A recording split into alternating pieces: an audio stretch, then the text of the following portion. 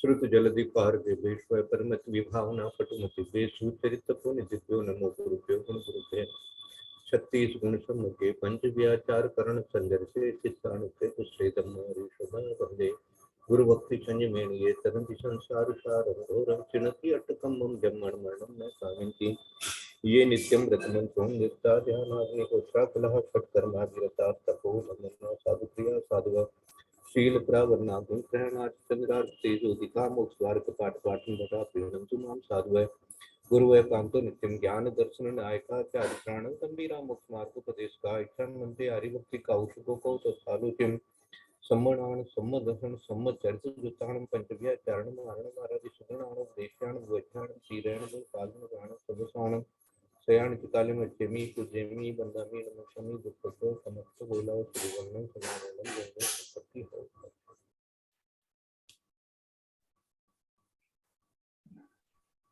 प्रणमीय शिरसाणेमि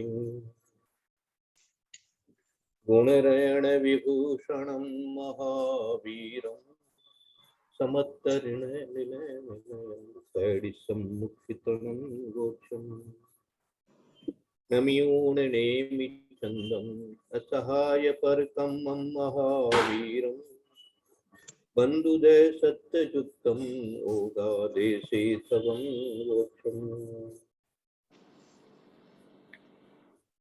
बोले देवादिदेव नेमिनाथ भगवान की जय। बोले देवादिदेव महावीर भगवान की जय। बोले आचार्य कुंद कुंद स्वामी महाराज की जय। बोले आचार्य नेमिचंद्र सिद्धांत चक्रवर्ती गुरुदेव की जय। बोले आचार्य गुरुवर विद्यासागर महाराज की जय। बोले आचार्य गुरुवर वर्धमान सागर महाराज की जय। बोले आरिका आदिमती माता जी की जय। सरस्वती नमस्तुभ्यं वरदे कामरूपिणी विद्यारंभं करिष्यामि सिद्धिर्भवतु मे सदा। बोले द्वादशां जनवाणी माता। सादर वंदना भाई साहब, सादर वंदना, सादर प्रणाम, सादर प्रणाम, सादर प्रणाम। सबके लिए बहुत मंगल आशीर्वाद। भैया जी बनना। पापं क्षयतु दर्शन विशुद्धिर्भवतु धर्म वृद्धिर्भवतु आरोग्यं भवतु।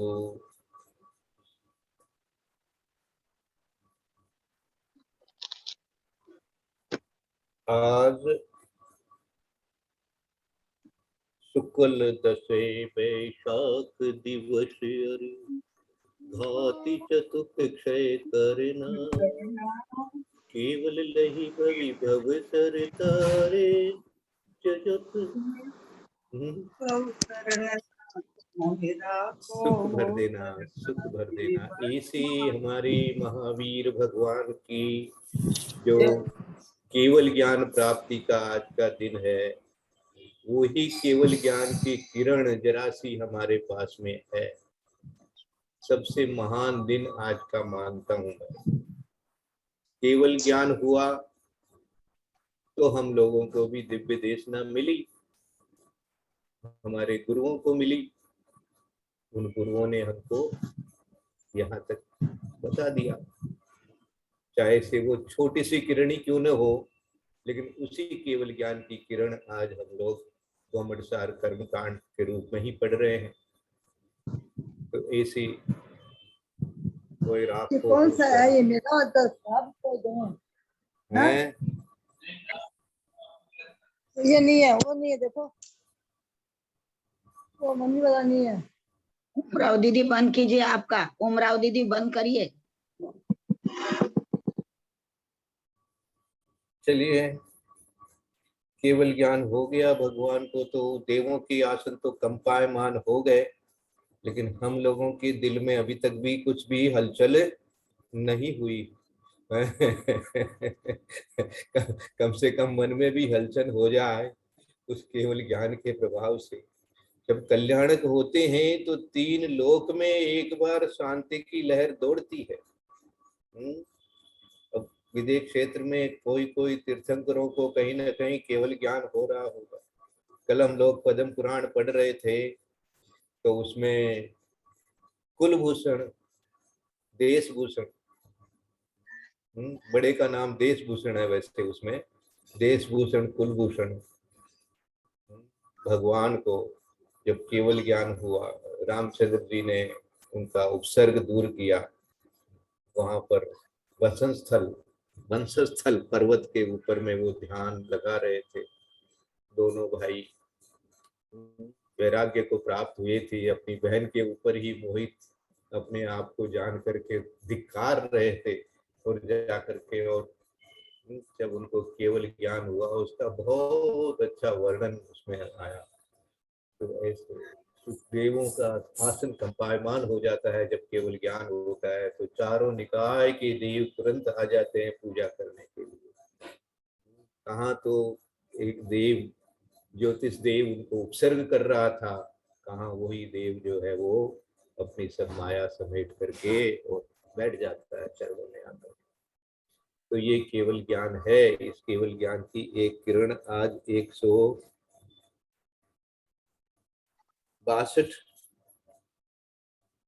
161 और 62 ये दो ले ले में 60 से ले ले में 160 से 160 161 और 162 ये 3 गाथा तक अपन आज कोशिश करेंगे समझने की, क्या है निषेक रचना क्या है। फिर जो 159 में जो थोड़ा सा बचा हुआ था कि क्या ये 162 की भूमिका के लिए क्या बता रहे थे वो वापस भी पढ़ लेंगे। लेकिन आज गाथा का पाठ 160, 61 और 62 3 गाथा का पाठ कर सकते हैं। दीदी विजया दीदी आपका गला ठीक हो गया है थोड़ा थोड़ा तो चलो मैं करती हूँ भैया जी, मैं करती हूँ। करिए करिए करिए त्रिशला दी करिए। आबाहुनियकं दिठिद्धि निषेगो दुसत्कम्माणम् आउष निषेगो सगठिद्धि होदिनियमेण आवाहं बोलाव्या पड़मुनि से गम्मी दे बहुगम तू तत्तो विशेषहीनम विद्याशादि मनीषे होती विधिये विधिये निषेगे विधिये निषेगे हानि उब्बी ललहानि अद्दम तु एवं गुणहानिं परिहानि अद्वयम् होती। संस्कृत का ही पढ़ूं भैया जी?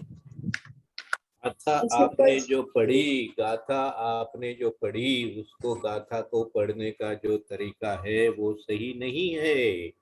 गाथा कैसे पढ़ी जाती है उसको आपको दीदी ने सिखाया है, पंडित जी ने भी खूब अच्छी तरह सिखाया था। उस समय डांट भी लगाते थे, है ना।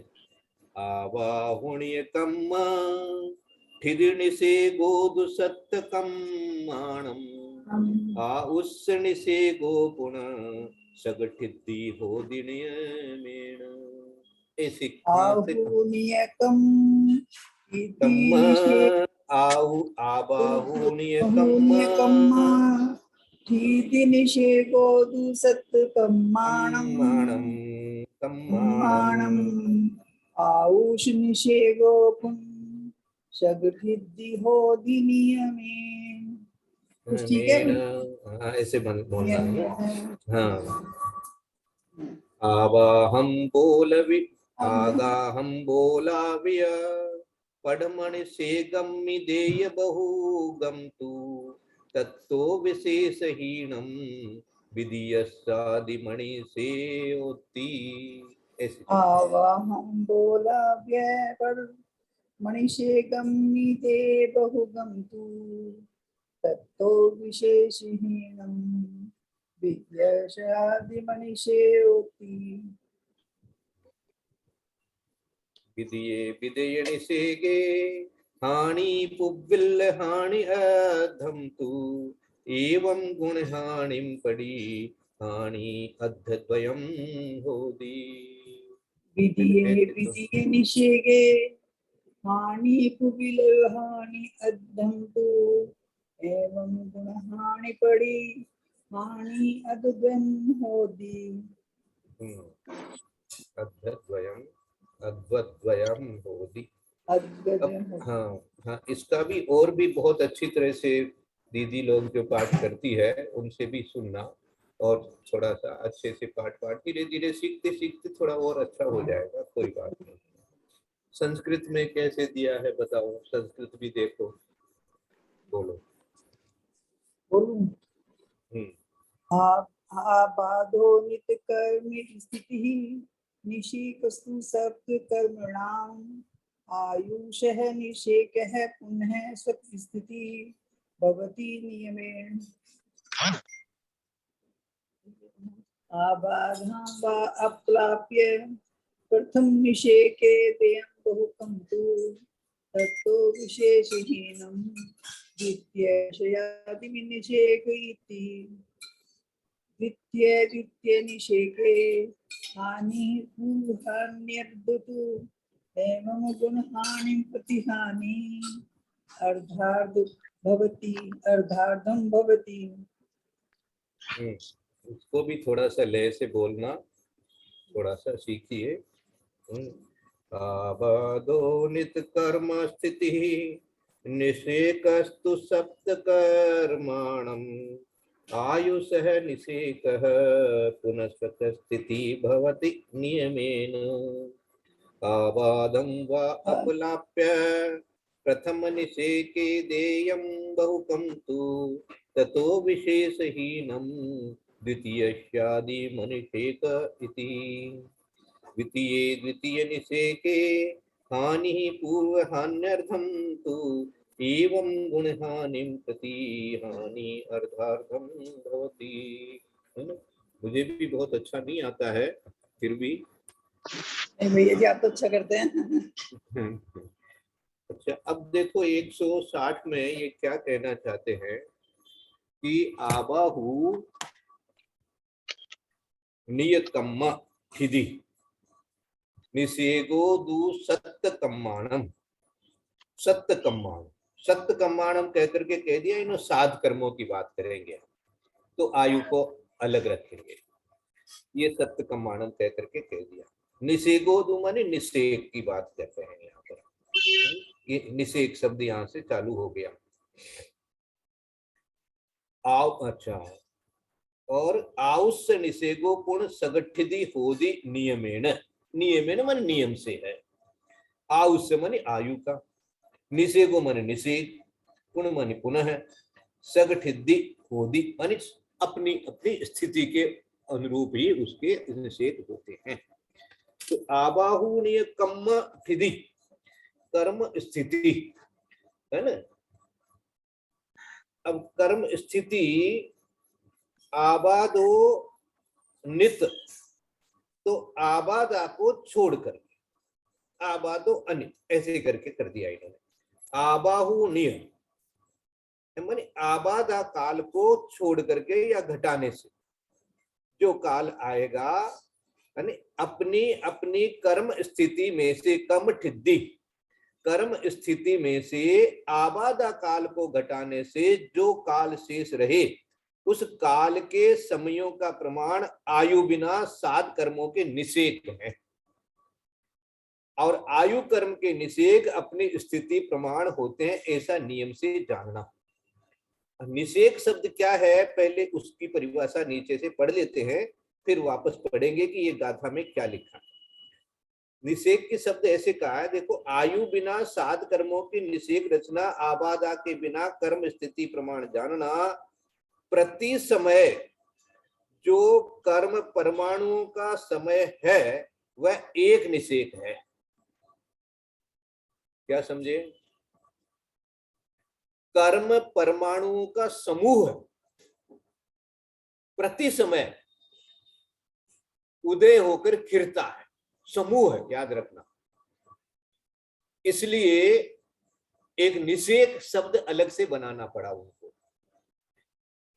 खाली कर्म परमाणु कह देते, भाई कर्म परमाणु झड़ रहे हैं, एक एक समय में एक एक कर्म परमाणु झड़ रहे हैं, तो एक एक कर्म परमाणु नहीं झड़ रहा है, कर्म परमाणुओं का ढेर, समूह प्रति समय।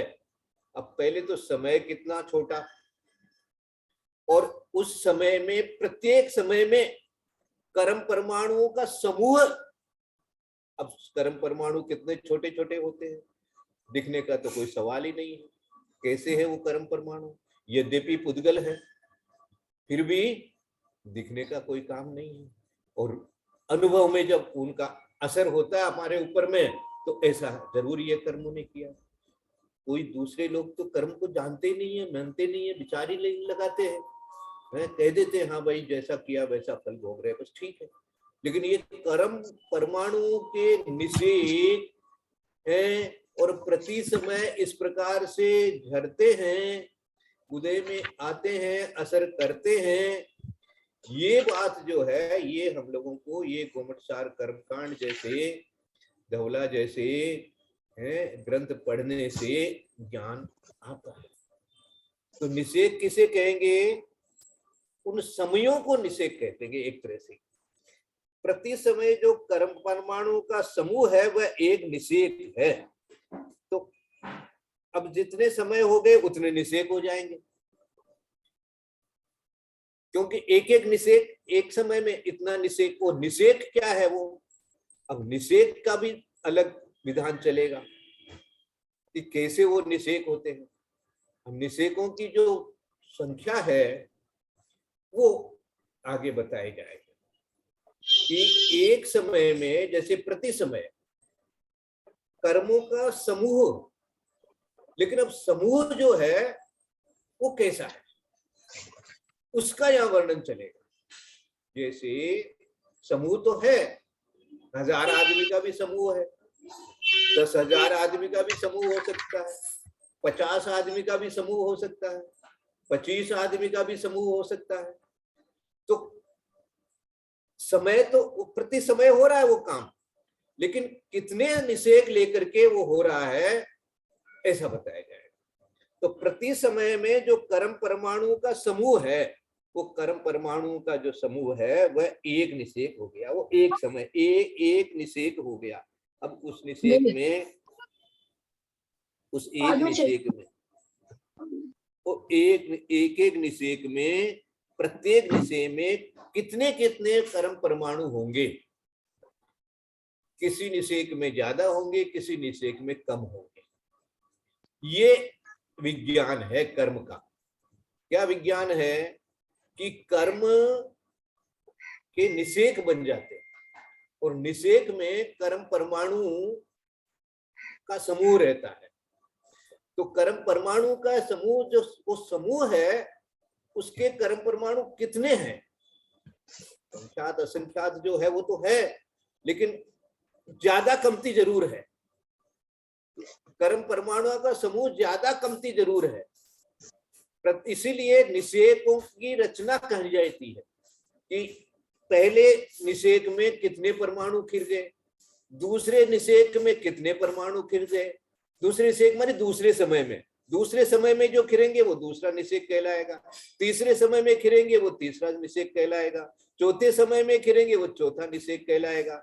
इस प्रकार से प्रत्येक समय में, समय के लिए तो निषेक शब्द प्रयोग किया कि प्रत्येक समय में जो भी खिर रहे हैं वो एक निषेक है, लेकिन उस निषेक के अंदर कितने परमाणु हैं, वो परमाणुओं का समूह है उसके अंदर में।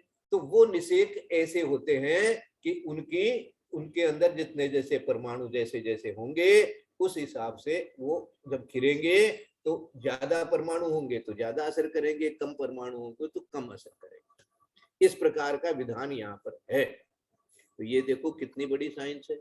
इसको कैसे लॉजिकली अपने विचार में लाना है कि कर्म परमाणुओं का समूह का भी एक अपना साइंस है, एक अपना विज्ञान है, एक अपना, जैसे कंप्यूटर में सब काम अपने अपने तरीके से होता है कि ये दबाओगे तो ऐसा होगा, ये दबाओगे तो ऐसा होगा, ये दबाओगे तो ऐसा होगा, है ना। इस प्रकार से, इसी प्रकार से ये निषेक हो जाते हैं हमारे साथ में कि ऐसे ऐसे पहले समय में इतने परमाणुओं वाला निषेक आ जाएगा, फिर दूसरे समय में इतने परमाणु वाला आएगा, फिर तीसरे समय में इतने परमाणु वाला आएगा।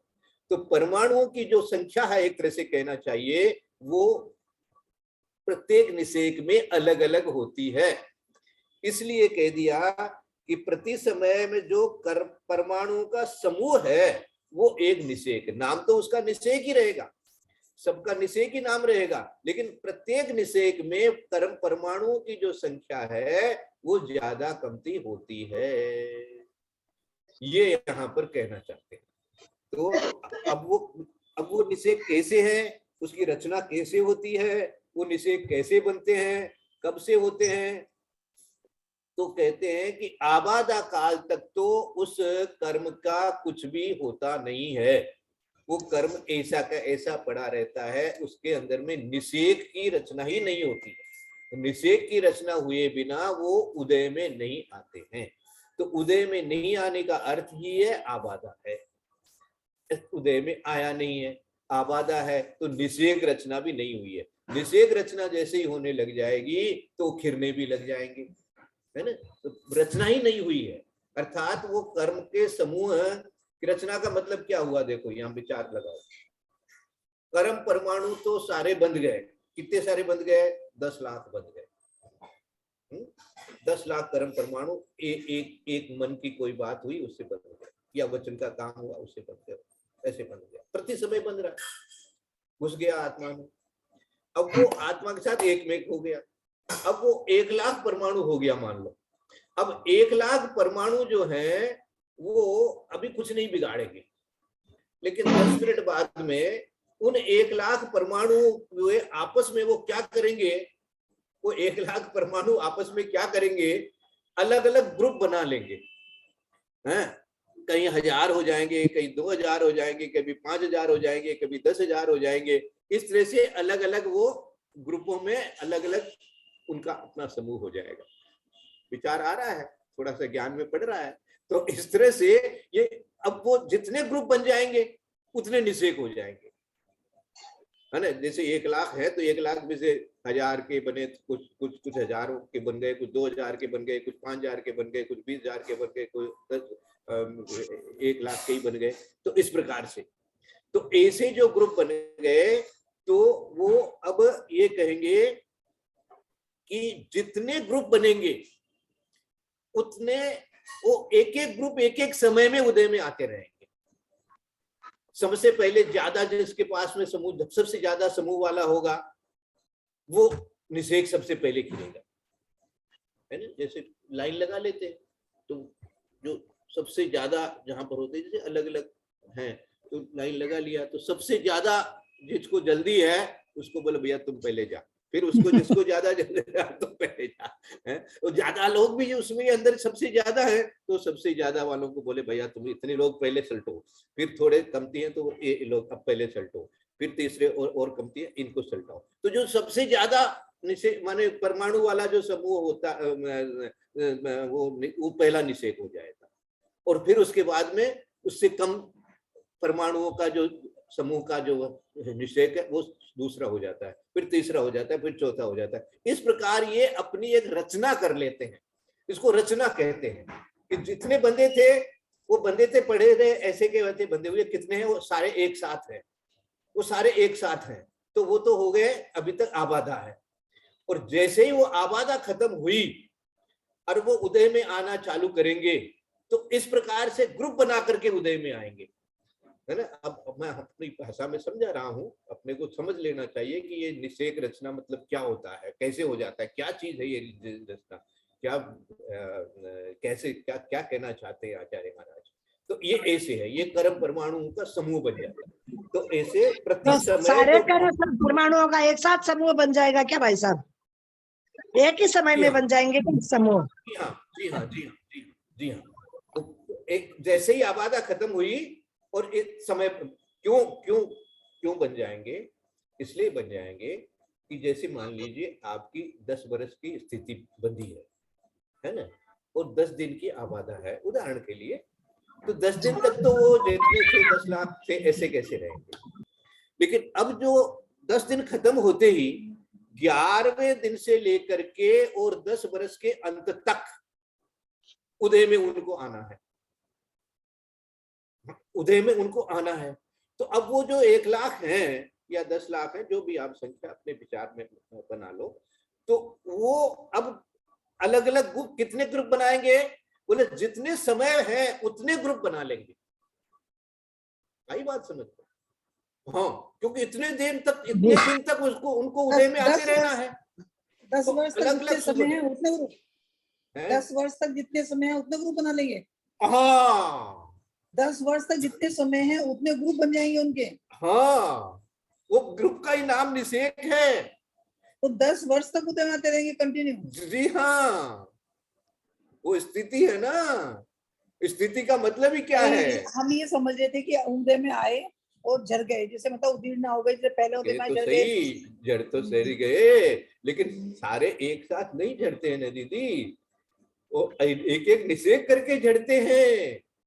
एक साथ झड़ जाए तब तो फिर काम ही हो जाए ना, केवल ज्ञान हो जाए ना, महावीर स्वामी की तो तरह हम से समझ रहे अपने थे को भी। भैया, पर हम ये नहीं समझ रहे थे कि जितने हाँ। दिन की स्थिति बनती है उतने दिन तक उदय में आते हैं, ये नहीं हम आबादा समझ काल रहे को थे। छोड़ के, आबादा काल को छोड़ आबादा के। काल को छोड़ के मान लो हमने 10 वर्ष की स्थिति बांधी और 10 वर्ष का हाँ आबादा, हमने हाँ 100 वर्ष की स्थिति बांधी, 10 वर्ष का हाँ आबादा काल है, तो 10 वर्ष के हाँ बाद में 90 साल तक उदय में आते रहेंगे, ऐसा हमने हाँ। नहीं सोचा था। हमने सोचा 10 वर्ष के बाद उदय में आए और उनके निषेक बने, उनके ढेर बने, वो 10-20 समय में या 1-2 दिन में डर जाएंगे। तब तो काम बन ही जाए। भाई साहब प्रणाम, भाई साहब प्रणाम।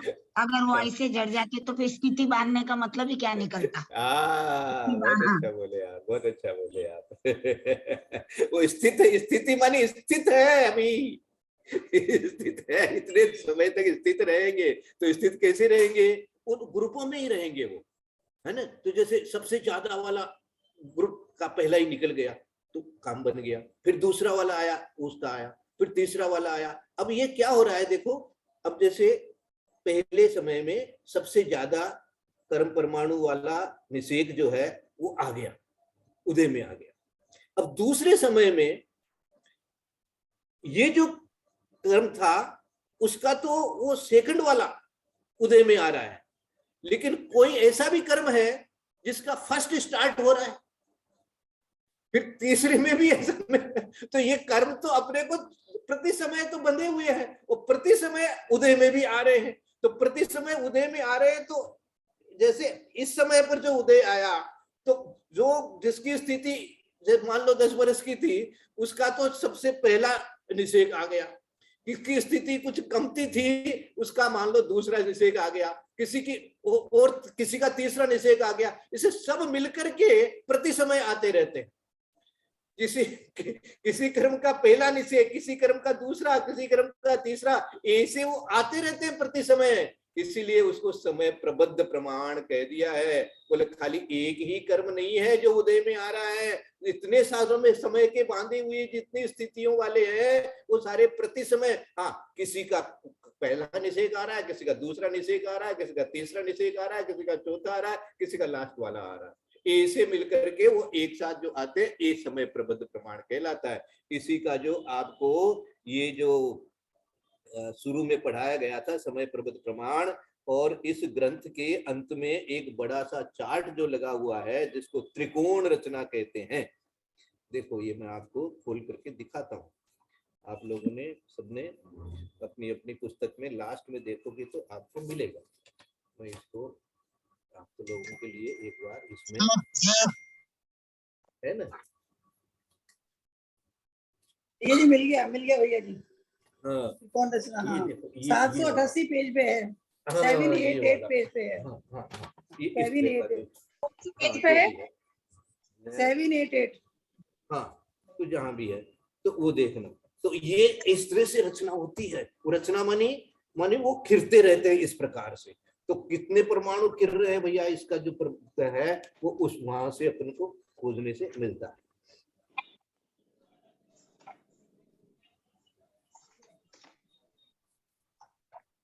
ये तो भैया जी पढ़ा था हमने सारा, 63 वाला सब कुछ हाँ पढ़ाया बिल्कुल था, पढ़ा था, बिल्कुल लेकिन पढ़ा हमने था। समझा जितने ये हैं उतने दिनों में, इतने समय में गिर जाएंगे। ये तो पढ़ाया था सब हमने, निषेक रचना में सीखी थी। अब जो अपन जहाँ पढ़ रहे हैं इसी को आप पढ़ लो तो आपको क्लियर हो जाएगा। अच्छा, क्या पढ़ा अभी आपने? अपनी अपनी कर्म स्थिति में से आबादा काल को घटाने से जो काल शेष रहे, उस काल के समयों का प्रमाण 7 कर्मों के निषेक हैं।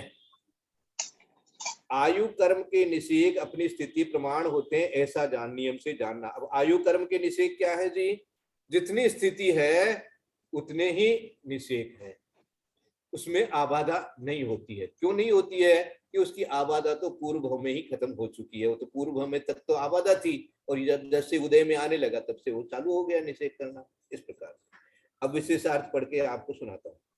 आयु बिना 7 कर्मों की निषेध रचना, आबादा के बिना कर्म स्थिति प्रमाण जानना। आबादा माइनस कर दो कर्म स्थिति में से। जैसे किसी की 70 कोड़ा कोड़ी सागर बंदी है ना, तो उसका 7000 वर्ष उसका आबादा अपन ने पढ़ा था अभी, तो 7000 वर्ष तक तो वो आराम से ऐसे ही रहेगा।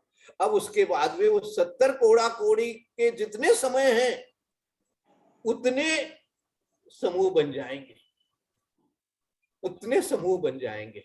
तो और एक एक समूह में कितने कितने कर्म परमाणु रहेंगे वो अपन नहीं जानते हैं, लेकिन पहला जो निषेक है उसमें सबसे ज्यादा रहेंगे, दूसरे निषेक में उससे कम रहेंगे, तीसरे में उससे कम रहेंगे। इस प्रकार की ये व्यवस्था कर्म सिद्धांत के बारे में अपने को आचार्य महाराज ने समझाई है। और इसका उदाहरण जो अपन ने ये जो आगे जो आपको चार्ट मिलेगा, टोटल 6300 है, उसको 3200 निषेक, गुणहानि और आयाम और ये करके जो समझाते हैं वो आगे इसमें से अपन समझेंगे। पहले ये समझ लो कि भाई साहब प्रणाम। इसीलिए ज्यादा निषेक पहले समय में आते होंगे, क्योंकि अपने को ज्यादा फल पहले ही समय में मिलता है। पहले जब एकदम उदय में आते, जब अपने को बहुत दुख या सुख का अनुभव होता है, इसलिए ज्यादा निषेक आते होंगे पहले समय में। अब ऐसा देखो पकड़े। ये 7 कर्मों के हैं निषेक।